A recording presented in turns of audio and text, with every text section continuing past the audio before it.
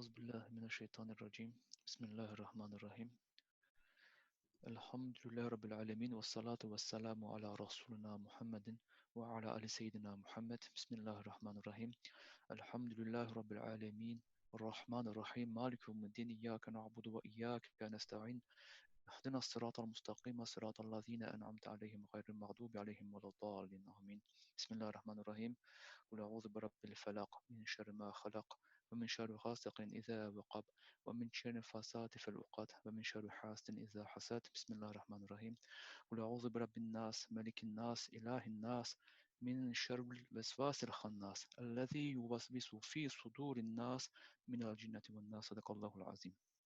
qu'Allah, Allah guide nos pas, Inch'Allah, sur la véritable voie, sur la véritable trajectoire. Évite-nous toute forme de péché, d'égarement. Protège nos esprits, notre âme, notre corps, de toute forme de non-chasteté. Amin. Le noble Coran, partie numéro 2. Est-ce qu'on pourrait peut-être commencer éventuellement à savoir s'il y aurait des questions par rapport à la séance de la semaine passée? Haj, il n'y a que toi. Enfin, quoi, j'ai cru voir un autre nom éventuellement. Il y a aussi une sœur Inès qui peut aussi être active. Si elle a des questions, elle peut nous les poser. Est-ce que je connais le frère Inès? Je ne pense La pas. sœur Inès, non, je ne pense pas. Pas encore. Ok. La sœur. Non. Ah, c'est un prénom féminin. Ok. Voilà. Donc, je ne sais pas s'il y a des questions ou des points d'interrogation, des sujets ou des parties du sujet qui n'auraient pas été suffisamment clairs. Il ne faut pas hésiter. Il faut juste interrompre et poser la question. Avec l'aide d'Allah, ce qu'on va faire aujourd'hui, voilà. Le programme. Alors, pourquoi le Coran a-t-il été révélé? Inch'Allah, on va essayer de revenir à répondre à cette question avec des versets coraniques, bien entendu. Alors, pour un peu des rappels éventuellement, l'idée ici du sujet, le noble Coran, c'est vraiment de discuter ou bien de débattre des sujets d'ordre de culture générale coranique. On ne peut pas dire ici que nous allons en détail faire l'analyse d'un morceau du Coran ou d'un passage coranique, c'est vraiment d'ordre général, une culture générale que tout musulman devrait avoir au minimum. C'est un minimum, strict minimum, Inch'Allah. Donc, on s'est posé des questions la semaine passée, on a défini qu'est-ce que c'était le Coran, on va pas refaire le cours. On a un petit peu vu globalement les gros sujets qui étaient traités. Et à chaque fois, les questions trouvaient réponse à travers des versets coraniques. On va continuer avec la même idée ici, Inch'Allah, pour répondre à la question de pourquoi est-ce que Allah a envoyé sa parole, le Coran, le Kitab. Dans un second temps, on va voir que le livre, donc le Coran, est unique dans son genre, Inch'Allah, de nouveau avec des réponses venant du Coran lui-même. Et on va, un peu comme la fois passée, bon, ce serait une partie un peu ludique ou récréative. On va un petit peu discuter de certains ici, c'est ces deux versets, deux ayats. On pourra faire ça pour de nombreux versets coraniques. Le choix des mots. Pourquoi? Parce que Allah a choisi un mot à la place d'un autre quand il a fait sa révélation, quand il a envoyé son livre à nous autres, Inch'Allah. Alors, premier point, pourquoi est-ce que le Coran aurait été révélé à nous autres? Bismillah ar-Rahman ar-Rahim. Surat Al-Hadid, c'est la surat numéro 57 de notre livre, de notre Coran, au verset 9, Inch'Allah. Allah va nous dire, c'est lui qui fait descendre sur son serviteur des versets clairs, afin qu'il vous fasse sortir des ténèbres à la lumière. Et assurément, Allah est compatissant envers vous et très miséricordieux. Masha'Allah. Compatissant, la contrepartie arabophone, vous pouvez le voir dans la dernière ligne du verset.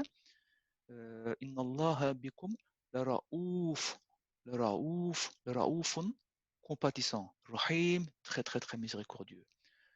Rahim et Sojam, tu en as fait la définition, ça va passer, on ne va pas redéfinir. Juste attirer l'attention sur les attributs de Allah. Raouf ou Rahim, alhamdulillah.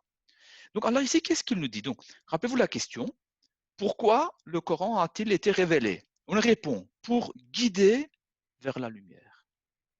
Guider vers la lumière. Qui?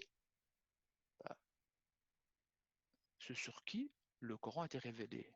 C'est-à-dire, si je suppose que le Coran m'a été révélé, donc par l'intermédiaire de l'archange Gabriel, Gabriel est le nom biblique, Jibril, à Rasulullah, le serviteur, mais il est clair que ce message est destiné à Rasulullah, mais pas que à Rasulullah. Ce message est destiné à la Ummah de Rasulullah. Et alhamdulillah, je me sens faire partie de la Ummah. Donc, ce message m'est destiné. Donc, qui est-ce que Allah va guider des ténèbres à la lumière? Moi. Donc, ce message, ce livre, pourquoi Allah me l'a envoyé? Pour me guider vers la lumière, à partir des ténèbres. Maintenant, la question que je devrais me poser, c'est ténèbres, mais que signifie ténèbres? Ou quelles sont les sources des ténèbres? Alors, la source peut avoir une origine ou bien être d'ordre intellectuel. Les ténèbres pourraient être d'ordre spirituel. Ne vous méprenez pas avec la grammaire que je n'ai pas accordée en genre et en nombre. Je ne sais pas si je devais l'accorder ou pas, donc j'ai été un petit peu hésitant. Source, ordre. Donc pour ceux qui donnent attention à cela, je m'en excuse. Je ne sais pas quoi faire, j'ai laissé de façon simple. Bref, je reviens au sujet. Ces ténèbres donc, peuvent être d'ordre intellectuel, avoir une source intellectuelle. Donc je peux avoir des ténèbres dans ma vision du monde. Donc, comment est-ce que j'analyse dans mon mode de pensée, dans mon fort intérieur. Au niveau spirituel également, je pourrais me poser des questions ou avoir des soupçons. Je pourrais m'identifier de temps en temps à quelqu'un qui ne croirait pas au Créateur. Je pourrais penser par mon comportement que je suis un hypocrite de première catégorie, de première instance. Je pourrais en opposé croire que je suis le meilleur musulman au monde. C'est un autre piège de Shaitan. C'est important à signaler. Donc, Shaitan a de nombreux pièges qu'il est en train de nous préparer. Donc, il veut nous voir tomber dans le fossé et nous faire égarer de Sirat al-Mustaqim, du chemin droit, équilibré, mesuré qui mène à Allah. Donc ça peut être d'ordre spirituel, ça peut être d'ordre sociétal. Je peux être quelqu'un qui est dans l'incapacité de vivre en communauté, en groupe. Or, Allah veut nous voir vivre en communauté. C'est pour ça qu'il y a un verset où il dit, je vous ai créé en différents peuples pour que vous appreniez à vivre ensemble. Donc, il se peut que moi j'ai un sérieux problème. Et donc, le Coran, Allah me dit, quand je me pose la question, mais pourquoi donc le Coran a-t-il été révélé? Allah me dit, ben, c'est pour te guider des ténèbres vers la lumière. Et si les ténèbres pourraient être d'ordre sociétal, où je suis vraiment, vraiment dans l'incapacité, par exemple, de supporter mon voisin, mes enfants, mes amis, mes collègues, bref, les autres que ma personne. Là, on pourrait parler évidemment de l'orgueil, de la vanité. Ce n'est pas le but du cours. Le but du cours, c'est répondre à la question pourquoi est-ce qu'Allah a révélé son Coran, son livre. Les ténèbres peuvent avoir une dimension économique sur mon plan personnel, sur le plan familial, sur un plan national, étatique, entre États, au niveau des continents.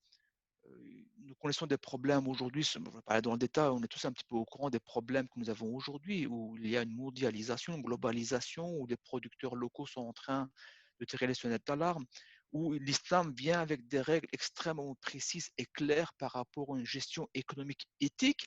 Est-ce qu'on y est dedans en parlant d'économie, on doit parler de finances, d'investissement, d'emprunt, etc., etc., etc. Donc, je me remets en question, je me pose la question, mais bon sang, pourquoi est-ce que Allah a envoyé son livre? Pourquoi il l'a révélé? Ben oui, évidemment, si je vis ce genre de problème également économique, on pourrait dire également des problèmes politiques. Alors, quand on parle de problèmes politiques, il faut remettre ça dans un concept islamique. Quand on parle de politique hors concept islamique, on pense à des ministres, à des présidents, à des rois, à des gens qu'on doit voter, etc., etc., etc. La politique, dans une perspective islamique, reprend également ce que je viens de dire, mais c'est une infime partie d'un modèle de gouvernance générale. C'est quoi un modèle de gouvernance générale? Par exemple, je suis père de famille. Étant père de famille, je dois avoir une politique de gestion familiale, une politique de gestion en termes de stratégie psychopédagogique que je dois appliquer à mes enfants.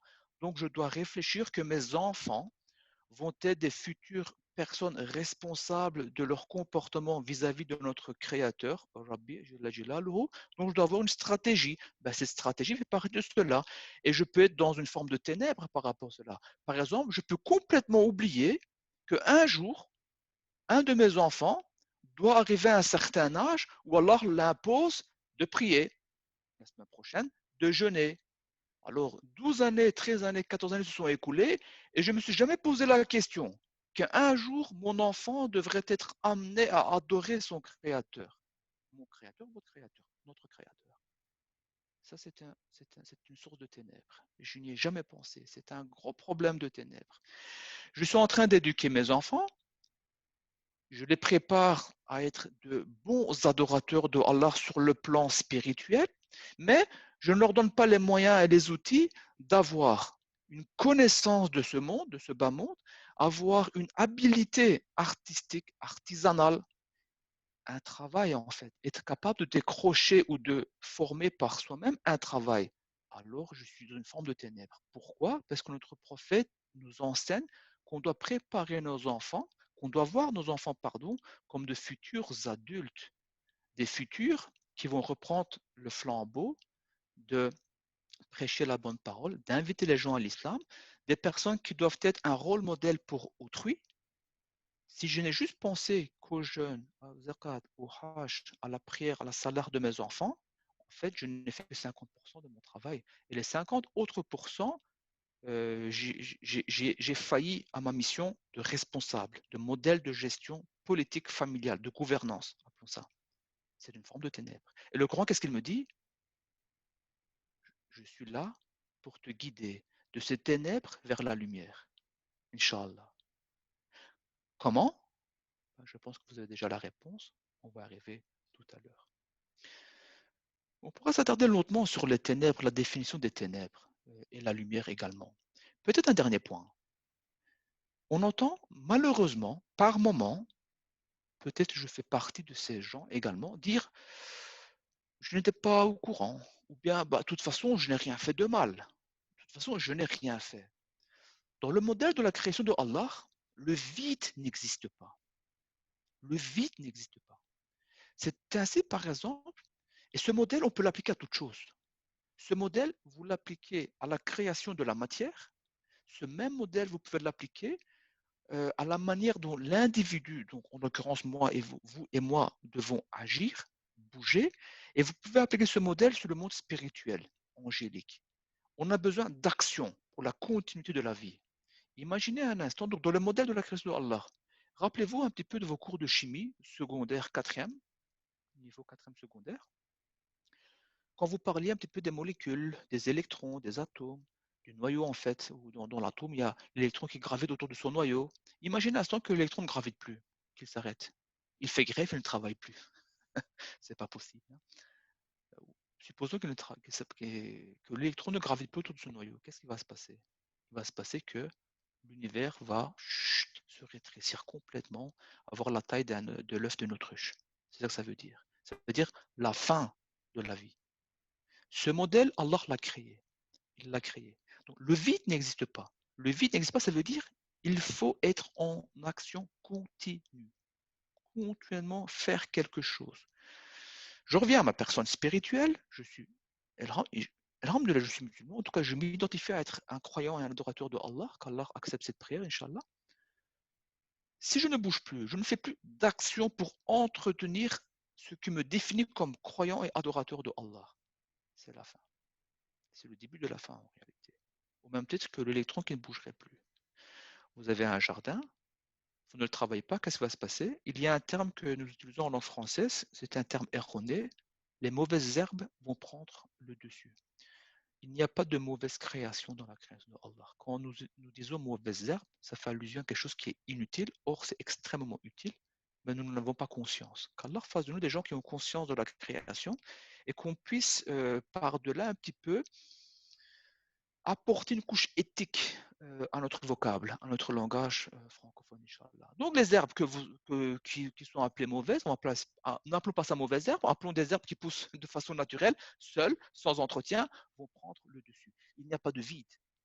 Spirituellement parlant, si je n'entretiens pas ma foi, Si je n'entretiens pas mes adorations, mes actes d'adoration, Allah va remplacer ça par autre chose, par de la démence, les ténèbres.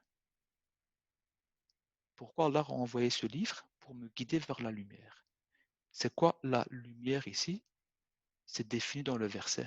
Cette lumière, c'est la compassion. C'est vers Allah qui est compatissant, c'est vers Allah qui est miséricordieux. Quand Allah guide nos pas, Inch'Allah, qu'il ne nous égare pas. Dans le verset, vous voyez un nour. Vers la lumière, c'est vraiment la félicité. Qu'Allah nous aide, Inch'Allah. Je repose la question. Pourquoi Allah a-t-il révélé le livre?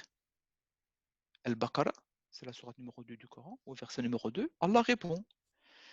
C'est le livre au sujet duquel il n'y a aucun doute. Aucun doute. C'est un guide pour les pieux. Il n'y a pas de doute dans ce livre-là. Qu'est-ce que ça veut dire, il n'y a pas de doute dans ce livre? Le doute. C'est pour clarifier et trancher en texte rouge, vous pouvez voir ici. Je suis en conflit, par exemple, avec moi-même. Est-ce que je dois faire ci ou cela? Ou ne rien faire éventuellement? Le Coran est là pour clarifier et trancher dans mon questionnement. Pourquoi? Parce qu'il n'y a pas de doute. Je suis en conflit avec mon épouse. Elle dit A, je dis B. Et on pense qu'il n'y a pas de réponse C. Et on est fortement convaincu, moi de mon côté, que j'ai raison, bien entendu, et qu'elle est convaincue qu'elle a raison, mais elle a tort. Hein, on connaît bien. Hein. Non. Dans ces cas-là, qu'est-ce qu'on fait? On reprend le livre, le Coran, la parole de Allah, qui va agir comme un juge, qui va trancher le questionnement et clarifier la zone d'ombre à partir de laquelle mon épouse et moi j'étais en conflit. Avec mes enfants, pareil. Avec mes amis, pareil. Avec mon voisinage, pareil. En fait, dans toutes les dimensions qui font de moi un être humain, dans le Coran, il n'y a pas de doute. Dans ma spiritualité, est-ce que Allah existe réellement? Il n'y a pas de doute. Va lire ce que le Coran dit.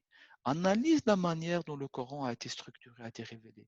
Analyse les messages qui sont transmis à travers le Coran.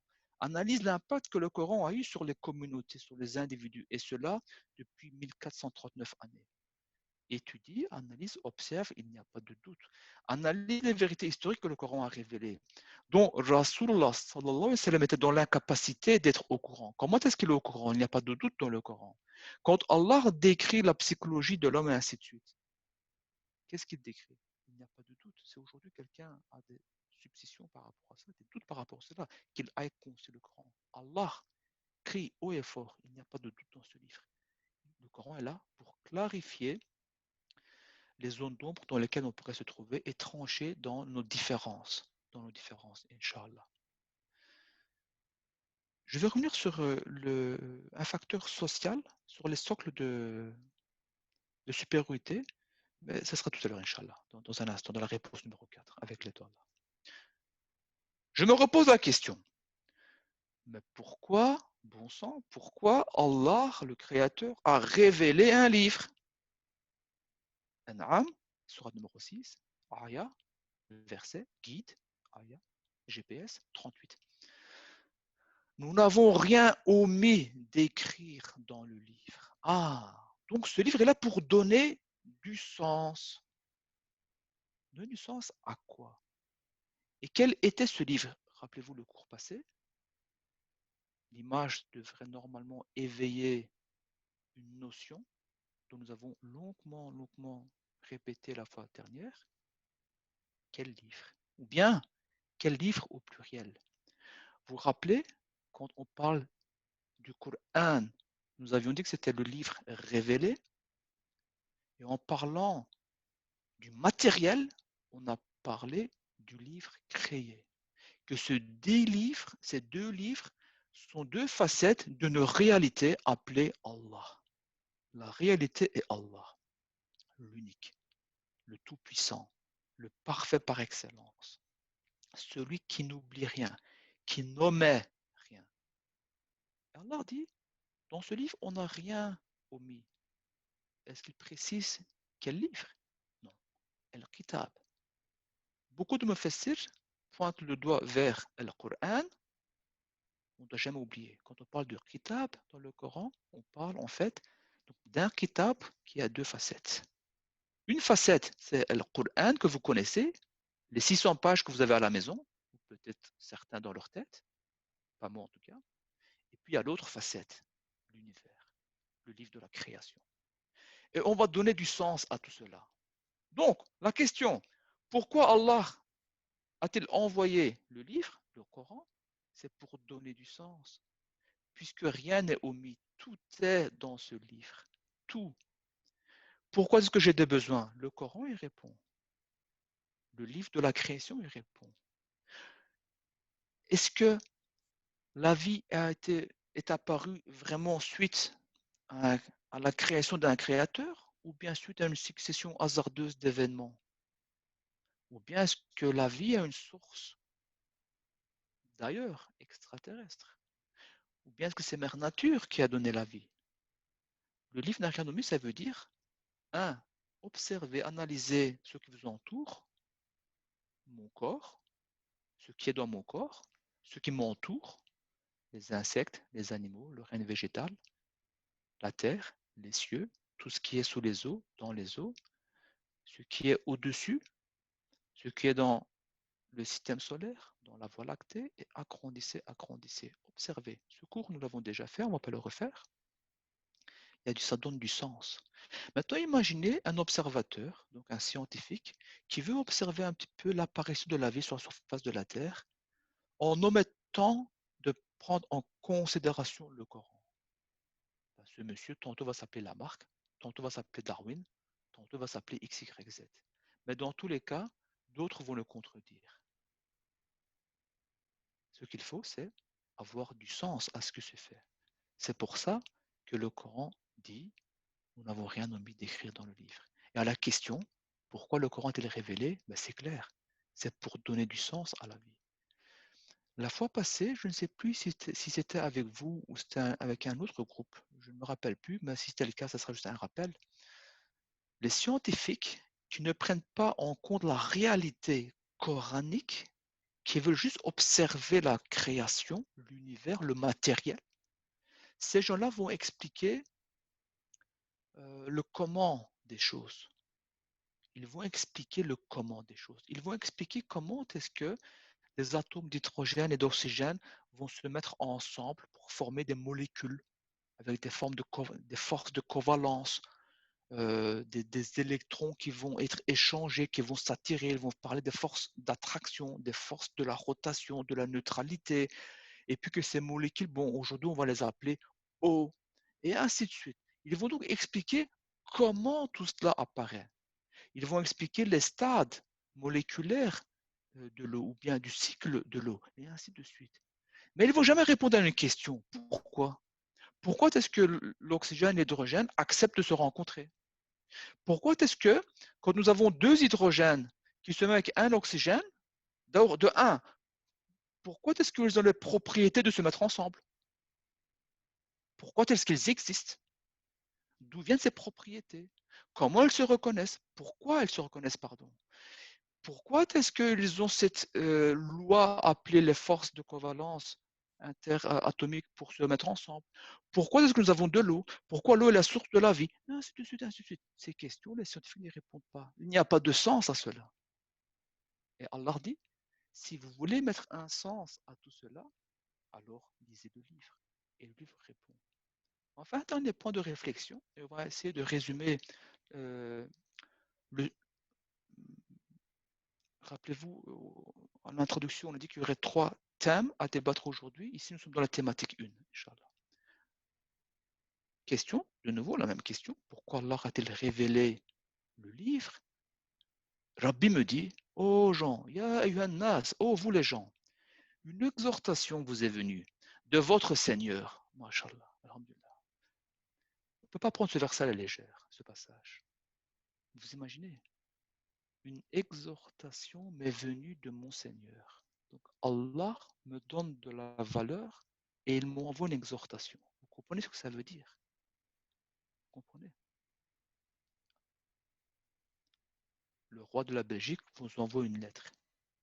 Est-ce que vous l'accrochez dans un coin de votre maison? Je ne sais pas, je pose une question. Un artiste, votre artiste préféré, vous recevez une lettre de sa part, ou quelque chose de sa part. Je dis une lettre parce qu'on parle d'un livre, mais je, je bride la perspective de l'idée. Vous recevez quelque chose de quelqu'un dont, à vos yeux, il y a une énorme estime. Qu'est-ce que vous faites de cette chose, de ce cadeau? Ça vous fait chaud au cœur. Imaginez. Vous vous sentez important aux yeux de la personne que vous donnez de l'importance. Faites la réflexion par rapport à Allah. Il me donne de l'importance. Et il me dit, une exhortation t'est venue de ma part. Subhanallah. Et qu'est-ce que c'est? C'est une guérison de ce qui est dans les poitrines. Al-qalb. Al-qalb. Un guide et une miséricorde pour les croyants. On ne va pas s'attarder aujourd'hui par rapport au guide et à la miséricorde pour les croyants. On va s'attarder par rapport à la guérison dans les poitrines. Pour guérir les cœurs. Question. Pourquoi est-ce que Allah a révélé le Coran pour guérir les cœurs? Rappelez-vous les questions et réponses précédentes. À un moment donné, on a parlé de ténèbres. Vous vous rappelez? On a parlé de ténèbres spirituelles. C'est bien. Guérir les cœurs. Je suis dans une forme de démence. Je suis englouti par des démons, par mes ténèbres, et je ne parviens pas à y sortir. Quand bien même, Allah m'a envoyé le Coran comme guide. Je n'arrive pas. Pourquoi je n'arriverai pas? Je dois me questionner sincèrement. Si je suis dans le cas de ténèbres, je dois me questionner sincèrement. Pourquoi est-ce que le livre que Allah m'a envoyé ne me guide pas des ténèbres vers la lumière? C'est une question qui a du sens, bien entendu. Est-ce que ce livre est une baguette magique? Non. Rasulullah nous dit, Allah ne veut pas faire des gens des hypocrites. On ne leur impose pas l'adoration. C'est un choix que l'individu doit faire. Il doit étudier, observer, analyser, méditer, réfléchir, utiliser un petit peu les ressources intellectuelles qu'Allah lui a octroyées, la force émotionnelle qu'Allah lui a donnée, à travers la combinaison de son investigation, de ses recherches, il doit aboutir à une conclusion. Allah doit exister. Je dois adorer Allah. C'est bien, mais c'est un choix personnel. C'est pour ça qu'il y a dans le sujet du destin le libre arbitre. Nous avons la liberté, nous avons l'entière liberté de faire des choix. Je peux faire le choix d'être bien ou mal. C'est mon choix personnel. Donc, quand Allah dit le Coran est là pour te guider, pour me guider des ténèbres vers la lumière, Allah attend de moi quelque chose. Pour guérir mon cœur, Allah attend de moi quelque chose. Quoi? Première chose, je dois apprendre à lire le Coran. En langue arabe, je veux dire. Même si je n'arrive pas à le lire visuellement, au minimum, je dois apprendre un minimum la prononciation. Al-Qira'a, Qur'an, c'est ce qui est récité. Tantôt, on a parlé de Al-Qari, le récitateur. Qira'a, c'est la récitation. Je dois apprendre à réciter le Coran correctement. Pourquoi? Ça fait partie des obligations de la prière. Quel rapport? Est-ce qu'on s'est un petit peu égaré du sujet? Non, non, non, pas du tout. Je restructure. Allah attend que je l'adore. Oui. Allah me dit, après l'action d'adoration la plus importante qui est la shahada, la seconde action d'adoration, ça fait d'ailleurs partie des piliers de l'islam, est la salah, les 5 par jour, les 5 rituels par jour. La prière rituelle, 5 fois par jour. Pour cette prière rituelle, Allah me dit, de nouveau, c'est un contexte d'adoration.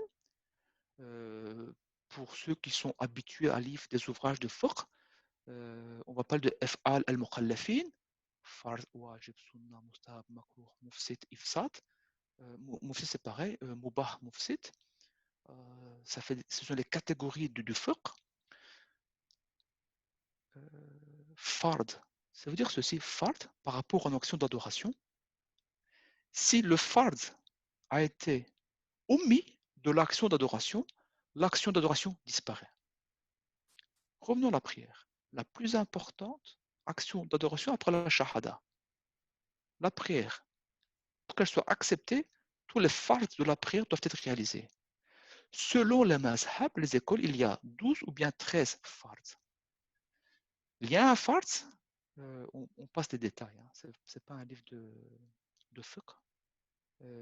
aujourd'hui, il y a un farce qui s'appelle Qira'a. On doit réciter une partie du Coran dans la prière, dans la salat.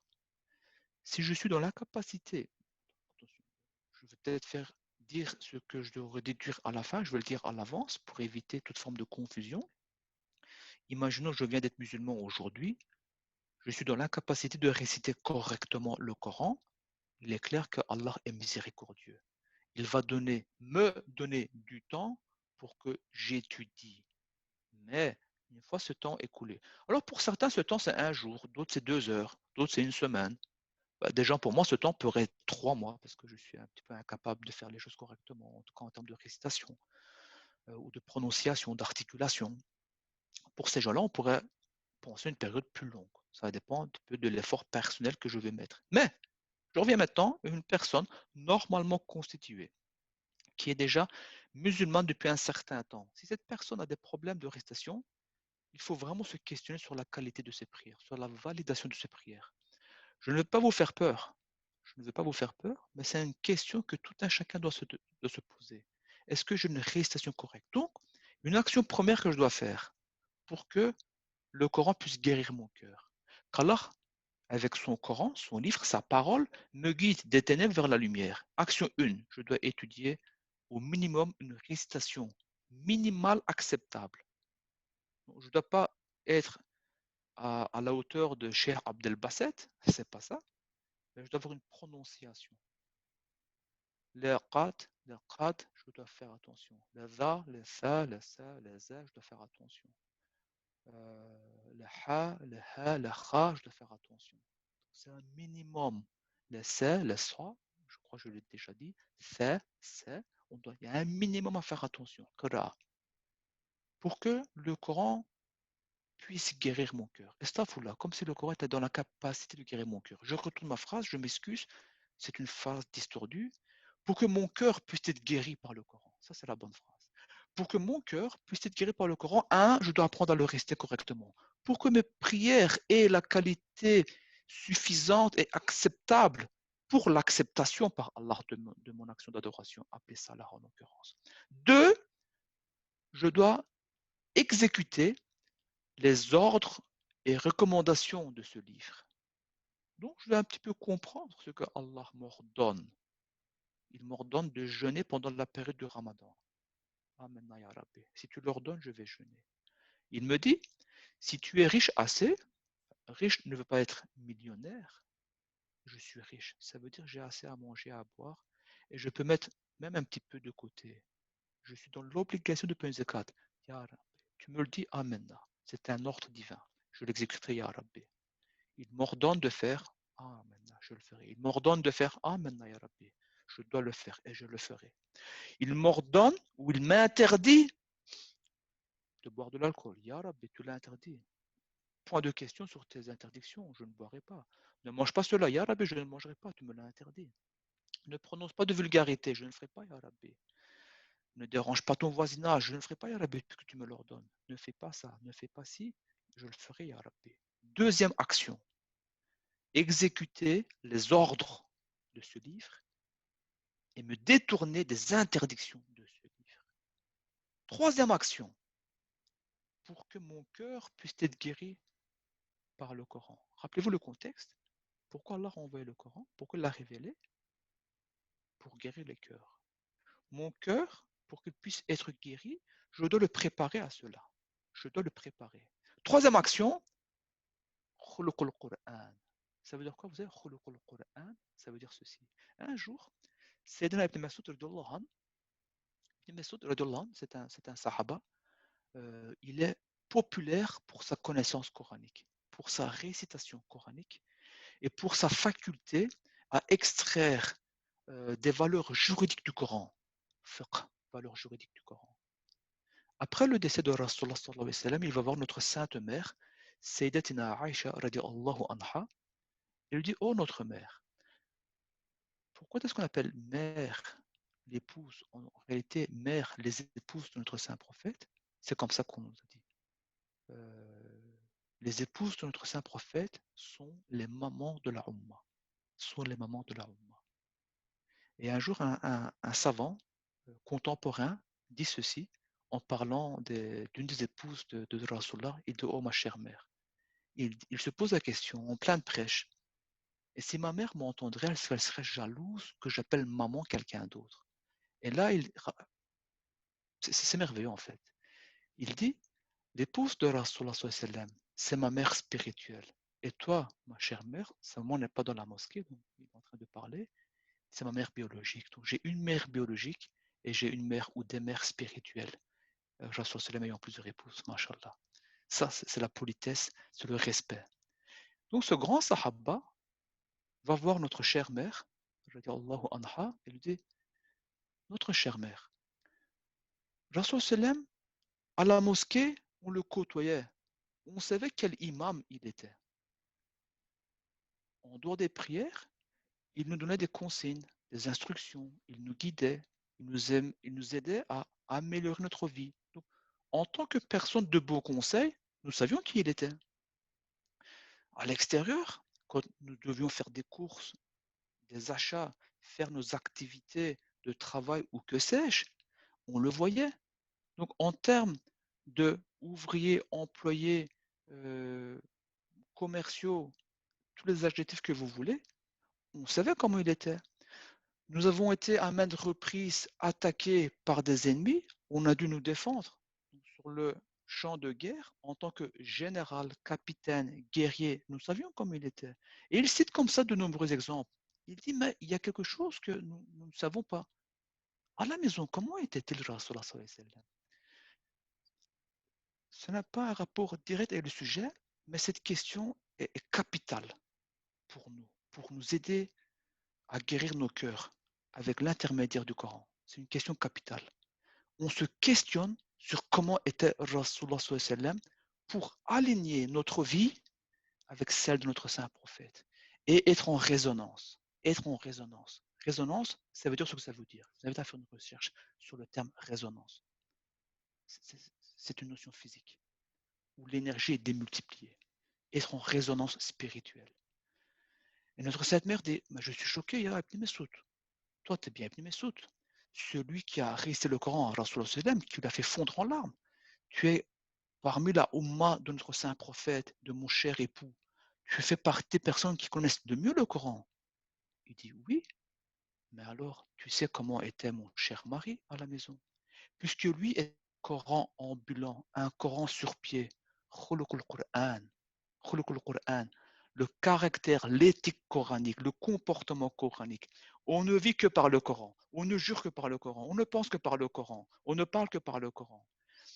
Notre corps se transforme en verset coranique. Khuluqul Qur'an. Troisième action à faire, si je veux que mon cœur guérisse, si je veux que je sois guidé par le Coran des ténèbres vers la lumière, vers le nour, vers Allah, troisième action, khuluqul Qur'an. Quelle est l'éthique coranique, le comportement? Quel comportement dois-je adopter par rapport à cela? Alors, il y a un point de réflexion que dans le point 1 ou le point 2, je ne sais plus, j'ai dit que je le reviendrai. Qu'est-ce que ça veut dire tout cela? Imaginez, Hussein Hojam a dit qu'il était ingénieur de formation. Imaginez Hussein Hojam invente, je ne sais pas, un robot, une intelligence artificielle, n'importe quoi. Ben, ce robot, si moi je veux l'utiliser pour mon service, je devrais d'abord lire le manuel parce que moi je ne sais pas ce que ce Jam a fabriqué. Quelles sont les caractéristiques de ce robot? J'en ai strictement aucune idée. Donc pour savoir un petit peu comment l'utiliser, je vais lire la notice. Ah oui, ce robot, il faut le charger, il y a une batterie, ok, ou bien mettre au soleil, ou bien une pile nucléaire, j'en sais rien, une forme d'énergie, mais à un moment donné, il faut charger, donc vous devez faire telle action, et puis il faut l'entretenir, il faut un petit peu prendre la poussière, un petit peu huiler ci et là, un petit peu faire ça. Tu ne peux pas l'utiliser dehors quand il y a beaucoup de pluie parce qu'il y a un indice de protection d'eau de 44, donc quand il pleut beaucoup, le robot va être défaillant. C'est une notice. Une notice. Donc l'ingénieur fabrique une machine. Cette machine appelle la voiture, la vaisselle, smartphone, ordinateur, toute forme de technologie qu'un ingénieur invente. L'ingénieur invente une machine. Avec cette machine, elle livre une notice d'utilisation. Si vous ne respectez pas la notice d'utilisation, qu'est-ce qui va se passer?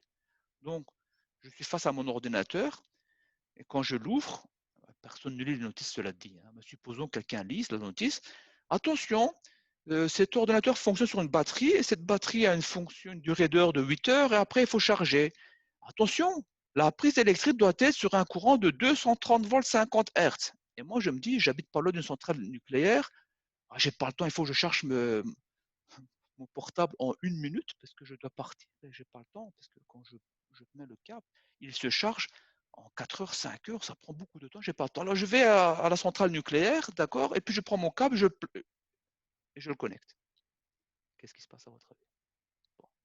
Les plus pragmatiques vont dire tu ne pourras jamais entrer à la centrale nucléaire, il n'y a pas de ce genre de prise. Oubliez la technicité, imaginons j'ai accès et je connecte à la sortie de la centrale nucléaire mon ordinateur. Il va se passer quoi? Une belle explosion, je pense. Mon ordinateur ne va pas supporter la puissance injectée par la centrale nucléaire. Pourquoi? Parce que je n'aurais pas respecté la notice d'utilisation de l'ingénieur.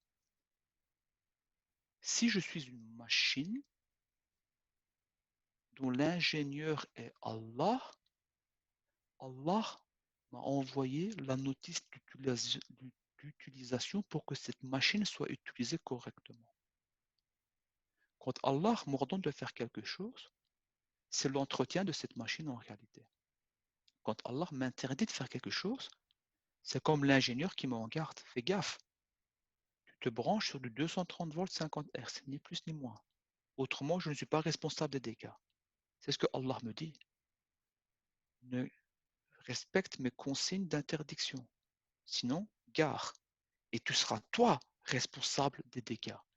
Les dégâts d'ordre spirituel sont très très très importants par rapport aux dégâts d'ordre matériel. On ne peut pas les comparer. On ne peut pas les comparer. On parle d'une éternité dans l'au-delà. Une éternité. On ne compte plus les secondes, les minutes, les heures et ainsi de suite. C'est une éternité. Gare aux dégâts. Allah, l'ingénieur divin, a créé une machine qu'il a appelée homme et il attend de cet homme de respecter sa notice d'utilisation, le Coran. Pourquoi Allah a révélé le Coran? Pour guérir le cœur. C'est la notice d'utilisation de la machine appelée homme. Homme grand H, genre humain, pas masculin, féminin. Qu'Allah qu'il n'a pas, Inch'Allah. Il n'y a pas de questions. Je suggère de passer au second chapitre de la soirée. Le Coran est un livre unique. Unique. Unique. Qu'est-ce que ça veut dire? Surat Yunus, ayat 38. Ou bien disent-ils, lui, en faisant allusion à notre saint prophète, au messager de Allah, la fierté de l'humanité, le tableau de fierté de l'humanité, sallallahu alayhi wa sallam, ils disent, il l'a inventé de toutes pièces. Subhanallah. Dit, composez donc une sourate semblable à ceci et appelez à votre aide n'importe qui vous pourrez, en dehors d'Allah, si vous êtes véridique. Allah lance un défi. Ce livre est unique. Ce livre est unique. Il va parler de la création des univers. Dans un même livre. Rappelez-vous comment on a défini livre la fois passée.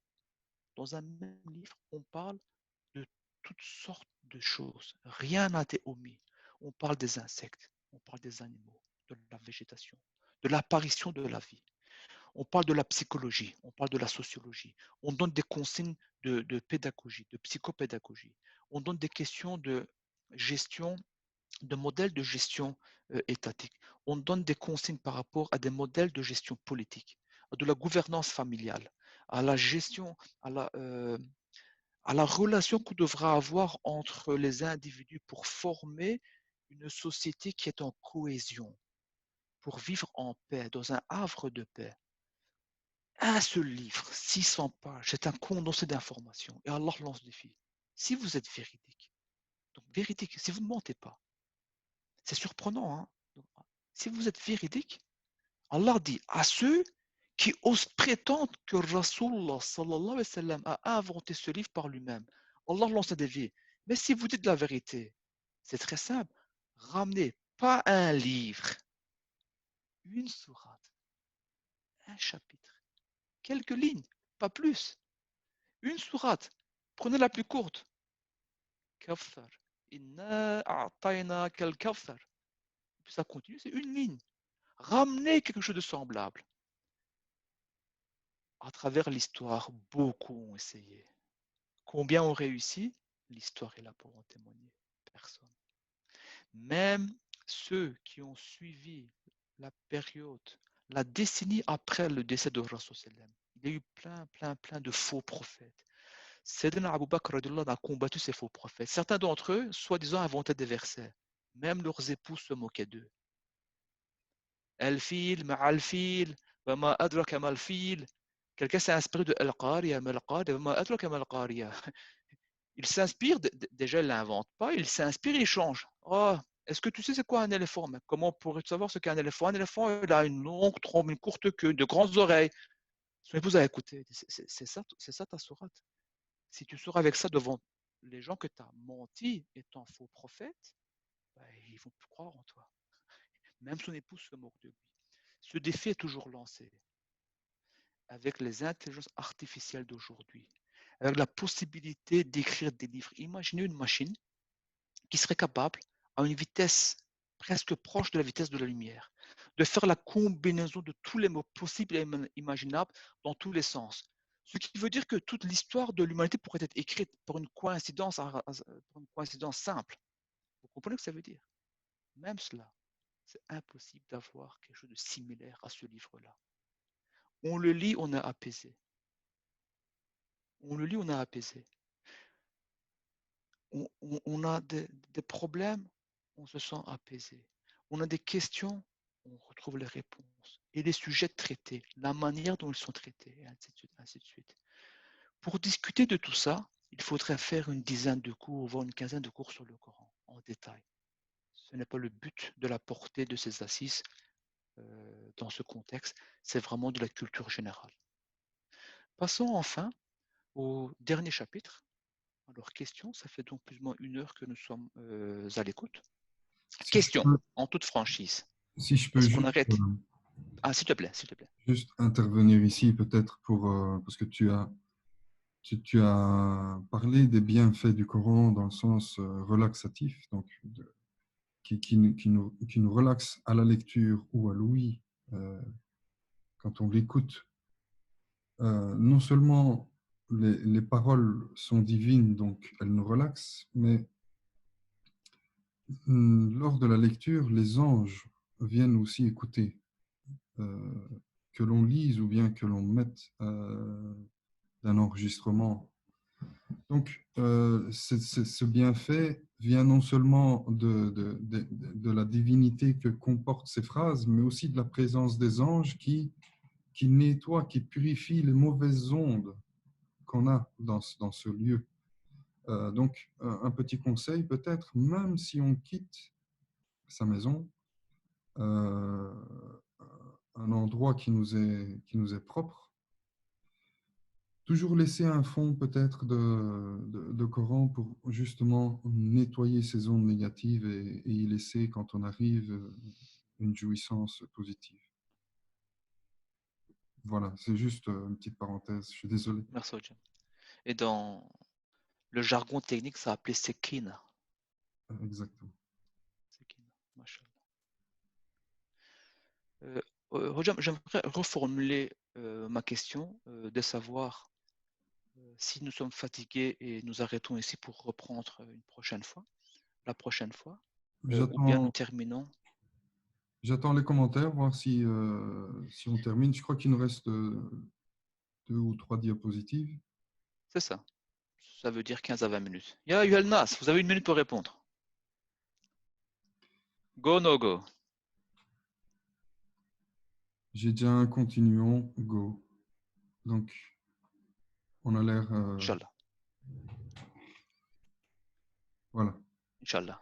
Continuons alors avec ce que Allah nous octroiera de continuer. Troisième sujet, le choix des mots dans le Coran, dans le Coran, dans le livre de Allah, la parole de Allah, kalam.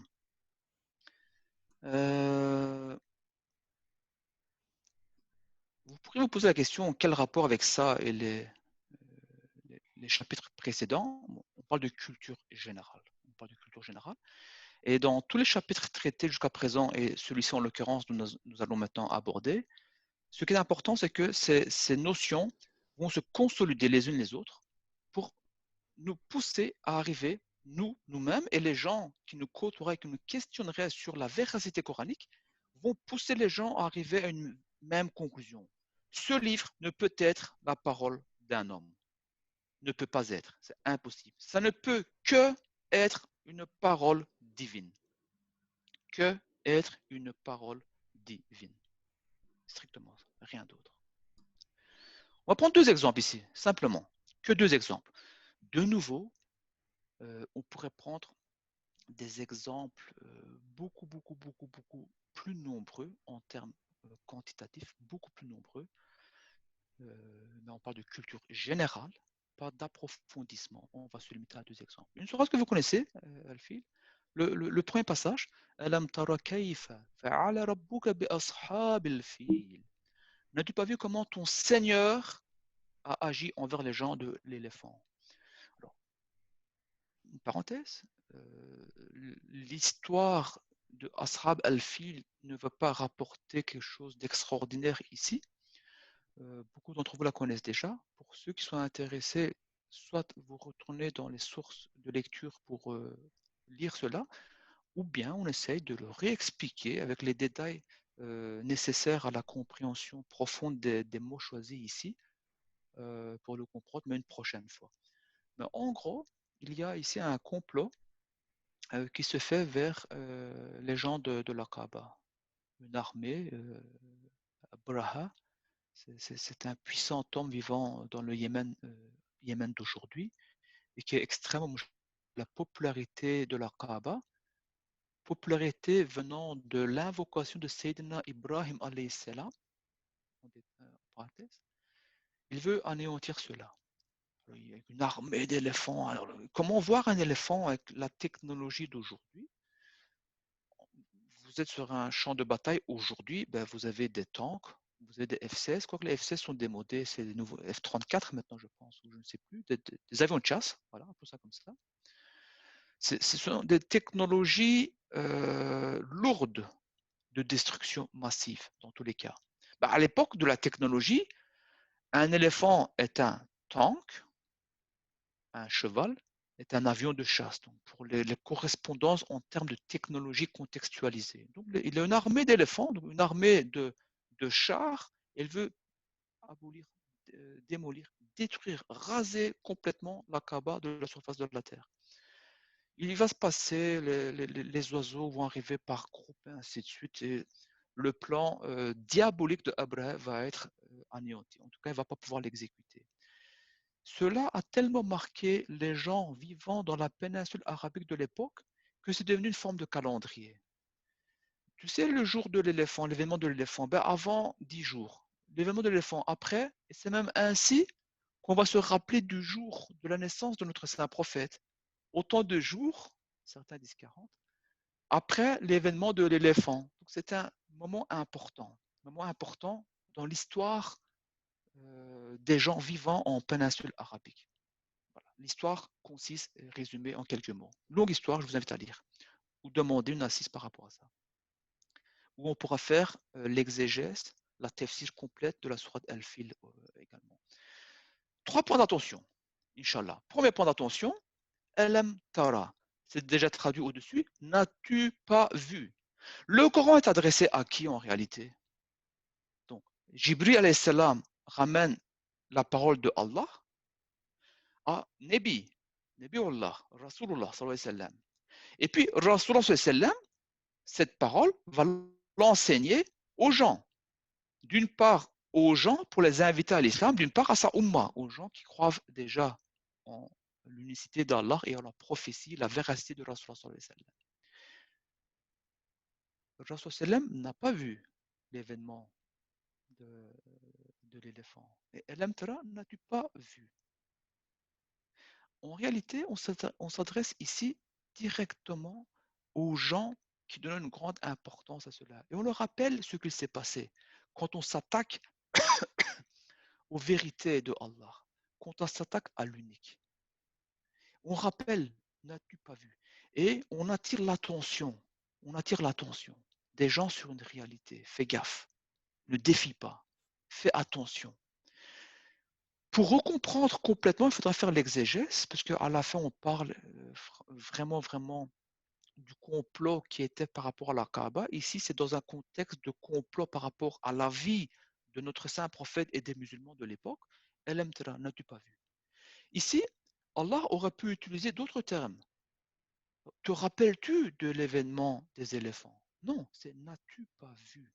Il y a une certitude, vous voyez. Quand on parle de certitude, il y a le degré de la certitude. Yaqin. Et le ilm al-yaqin, ben, je sais que la statue de la liberté existe. Ilm, c'est une certitude sous forme de connaissance. Et puis il y a le ayn al-yaqin. Je voyage vers New York et je vois de loin la statue de la liberté. Ça, c'est le ayn al-yaqin. Je constate par un de mes sens que la statue existe. Et puis il y a le haqq al-yaqin. Je suis au pied de la statue. Je vois à quel point la statue est grande. Je vois à quel point c'est massif. Je le touche, je le parle, je touche le matériel auquel il est constitué. Je vois l'intérêt des personnes qui sont autour, ainsi de suite. Je vois un petit peu la résistance de l'édifice. Ça, c'est le haqq al-yaqin. C'est le degré de certitude, yaqin, certitude le plus élevé. Il faut voir, sentir pour cela. Ce verset fait allusion à cela. Il n'y a pas question de doute ici. C'est quelque chose de merveilleux. Donc, rappelez-vous, hein, de quoi nous parlons? Nous parlons de culture générale coranique par rapport au noble Coran, culture générale. Et si on veut s'attarder sur le choix que Allah a fait par rapport aux mots qui constituent son livre, Allah aura pu choisir, non pas Elam tara kayfa, n'as-tu pas vu, mais n'as-tu pas entendu? Est-ce qu'on ne t'a pas mis au courant? Est-ce qu'on ne t'a pas parlé? C'est des choses qu'Allah utilise pour d'autres peuples dans le Coran, ces versets, ces mots-là. Donc, ce que je viens de dire sont des passages coraniques. Mais ici, Allah utilise quelque chose de spécifique. N'as-tu pas vu? Il fait allusion à la certitude, le haut degré de certitude. Il n'y a pas de doute. Allah va anéantir les complotistes. Et ça fait du bien au cœur des croyants, en fait. Allah ne nous a pas délaissés. Il y a beaucoup de facteurs sociétals, sociologiques, psychologiques. Ce n'est pas le but du cours. C'est par rapport aux mots choisis. Alam tara, alam tara. Même verset, deuxième mot. Kayfa fa'ala. Comment il a fait, comment Allah a fait. Mais il a fait quoi? Il a anéanti l'armée des éléphants, l'armée, les hommes de Hébreu lui-même. Donc c'est un carnage, hein, pour l'histoire. Mais là-bas, Allah aurait pu utiliser un autre mot. Il aurait pu utiliser ma fa'ala. Allah aurait pu dire Alam tara ma fa'ala rabbuka bi ashabil fil. À la place, Allah a choisi de dire, de révéler Alam tara kayf. Kayf fa'ala, c'est kayf. C'est la nature des choses, la constitution, les ingrédients, la composition, vraiment l'ADN de la chose. Comment il l'a fait? Ma fa'ala, ce qu'il a fait. Il y a une grosse nuance en termes de certitude encore. On appelle ici le lecteur, ou bien l'orateur, lectrice, oratrice, à un questionnement. Réfléchis, dissèque, va dans l'ADN de l'événement, dans l'ADN du questionnement, au cœur même du questionnement. Ne sois pas superficiel. Creuse, creuse, creuse, creuse. Descends au fond du questionnement. Comment il les a anéantis? Pas ce qu'il a fait pour les anéantir. Vous voyez, l'un définit le how, l'un le what. Quoi faire? Dans, pour ceux à qui ça parle, hein, en termes de gestion de projet, etc., le what, c'est pas très important, c'est facile. Quoi faire pour arriver? Le plus important, c'est de définir le comment y arriver. Et Allah attire là-dessus sur là-dessus. Le point le plus important, subhanallah. Comment est-ce qu'il l'a fait? Ce qu'il a fait, c'est oui, il a envoyé des oiseaux, il le décrit plus tard d'ailleurs, qui ont lâché des pierres d'argile et puis qu'ils ont déchiqueté, ainsi de suite. Le comment. Le comment, c'est quoi? C'est caché dans l'histoire du grand-père de notre saint prophète, qui est le leader de la Kaaba à l'époque. C'est le tawakkaltu ala Allah, la confiance qu'il a placée en Allah. Il va voir Hébreu et lui dit, Hébreu, il dit, ok, je t'accueille parce que tu es le leader de la ville que je vais détruire, la Mecque. Et donc je t'invite. Qu'est-ce que tu veux? Il lui dit, écoute, tes hommes, c'est leurs habitudes, ils m'ont volé mes chameaux. Une centaine de chameaux, un petit peu moins, un petit peu plus, peu importe, mais c'est une grande quantité. Et là, Hébreu est confus. Il dit, oh, Abdul Muttalib, moi je te crois une personne très sage, très sensée. Je suis là pour détruire ta ville, détruire ta famille, mettre fin à vos vies, et toi tu me demandes ma Kaaba. Quelle est la réponse? N'oublie pas le questionnement. Comment? Pas ce qu'il a fait, c'est un détail ce qu'il a fait. C'est un détail. La confiance qu'il a mise en Allah. Il dit, les chameaux m'appartiennent, je m'en soucie. La Kaaba appartient à Allah. C'est son problème de protéger la Kaaba, pas mon problème. J'ai un petit peu vulgarisé les échanges, hein, vous avez compris. Ça, c'est important. Comment il a fait? La confiance, cool. Et ça, c'est quelque chose d'extrêmement important pour nous, musulmans d'aujourd'hui, spécifiquement aujourd'hui, quand la fitna fait rage. Une autre leçon pour les détails. Enfin, même sourate, même pas, même verset, troisième mot. Rabbuka. Rab. Pourquoi là on ne dit pas Alam tara kayfa fa'ala Rahman bi ashabil fil ou Rahim ou Allah ou un autre attribut qu'il se donne dans le Coran. Un autre attribut qu'il se donne dans le Coran. Pourquoi choisir Rab ici? Subhanallah. On parle de sekina, de certitude, là. On parle de la tawakkul, de la confiance absolue, et puis on parle de Rab. Qu'est-ce que ça veut dire Rab? Rab est un, celui qui a créé. Rab veut dire celui qui met un règlement, des règles. Rab, c'est celui qui oblige ou impose les gens à respecter ces règles. Il donne les choses, il définit un contexte, il s'assure que les gens respectent les consignes de ce contexte, et si jamais il y a défaillance, c'est celui qui vient sévir également, qui agit, qui passe à l'action, au geste. Les gestes d'Allah, nous les connaissons, ici et dans l'au-delà. Rab, ça veut dire tout cela. Maintenant, imaginez le sens. On parle d'un complot envers une divinité islamique. Un complot. On dit que Allah l'a anéanti grâce à la confiance que les gens ont placée envers lui. Et on parle de Rab. Vous voyez un petit peu la conjugaison parfaite qu'il y a entre tout cela. Je crois qu'il devient clair, le choix des mots. Quel humain peut penser à tous ces détails dans une période courte comme à laquelle Rasulullah a vécu, en tant que prophète, je veux dire, avec tous les problèmes qu'il a vécu, le contexte dans lequel il était, subhanallah. C'est peut-être que la parole de Allah, d'un créateur absolu, qui est capable de penser à tout instant, sans nullement avoir une confusion quelconque. Alhamdulillah. Enfin, dernier point, Juste Surat Al-Baqarah. Oui, pardon. le fait aussi que le prophète sallallahu alayhi wa sallam soit illettré, c'est-à-dire qu'il ne sache pas lire ni écrire, qu'il n'ait pas pu étudier d'autres vers ou bien d'autres écrits avant pour pouvoir, entre guillemets, comme disaient les mécréants, réécrire le Coran. Donc c'est aussi une des touches divines qu'il est promu prophète alors qu'il ne savait ni lire ni écrire. Oui, oui. Petite parenthèse. Mashallah, mashallah. C'est une très belle déclaration.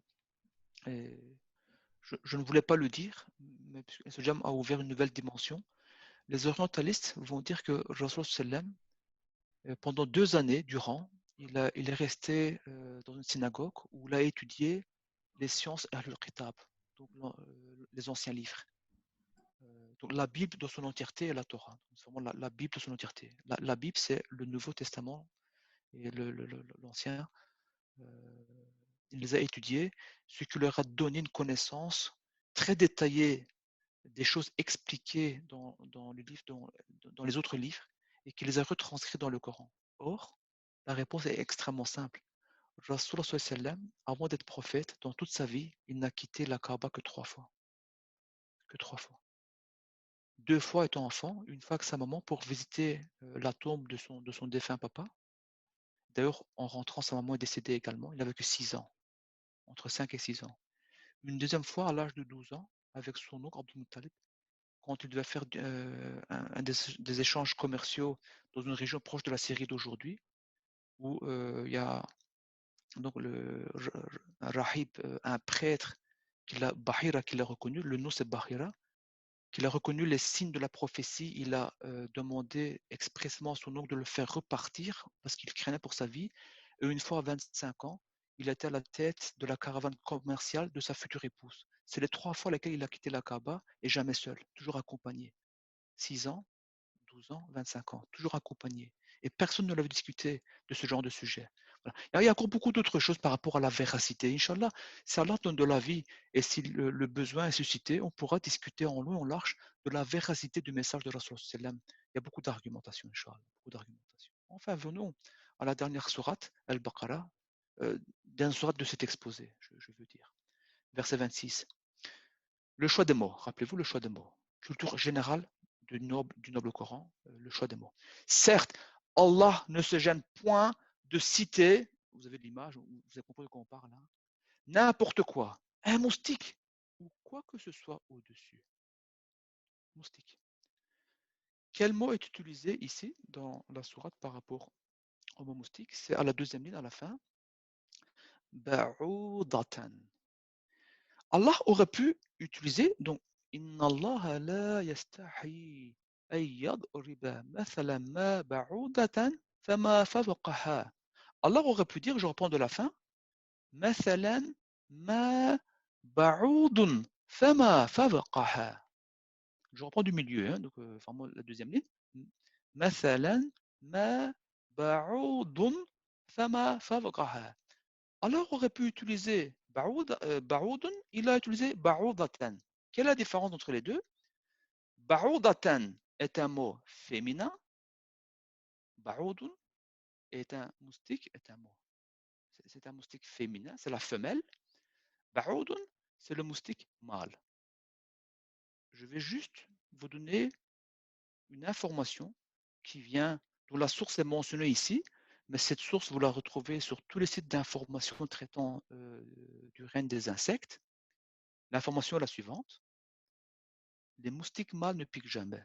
Ce sont les femelles qui piquent, car elles ont besoin des protéines du sang des mammifères pour produire leurs œufs. On parle des moustiques, des exemples des moustiques, pour attirer la grandeur de Allah, pour attirer de la véracité du message. Question. Est-ce qu'à l'époque, au Rasulullah sallam, vous savez, là où il se retirait en retraite, dans sa demeure, dans sa résidence, certains appellent ça caverne. Un savant dont je respecte énormément appelle cela une demeure, par respect du prophète.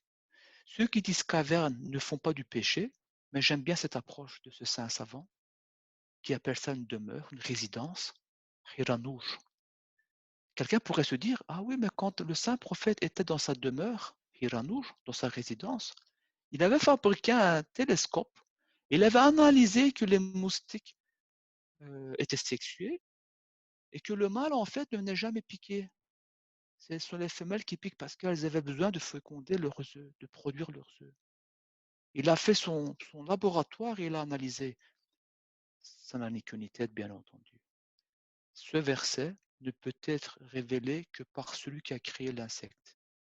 Ce verset ne peut être révélé que par celui qui a créé les mammifères. Ce verset ne peut être créé par celui qui a créé les propriétés de loi de fécondation des œufs chez les moustiques. Ce verset ne peut être révélé que par celui qui a créé les propriétés chez les mammifères d'avoir une substance sanguine qui permettait justement à ces insectes appelés moustiques de féconder leurs œufs. Vous comprenez ce que je veux dire? C'est clair. Le choix des mots nous pousse à une conclusion en termes de culture générale. La source ne peut être que divine. Alhamdulillah. Alhamdulillah. qu'Allah nous fasse prendre conscience de la véracité de son message et qu'il nous fasse de nous, comme à l'image de son prophète, des Corans ambulants, Inch'Allah. Des Corans ambulants, Inch'Allah. Amin. اللهم صل على سيدنا محمد وعلى سيدنا محمد أعوذ بالله من الشيطان الرجيم بسم الله الرحمن الرحيم والعصر إن الإنسان لفي خسر إلا الذين آمنوا وعملوا الصالحات وتواصوا بالحق وتواصوا بالصبر صدق الله العظيم سبحان ربك رب العزة عما يصفون وسلام على المرسلين والحمد لله رب العالمين السلام عليكم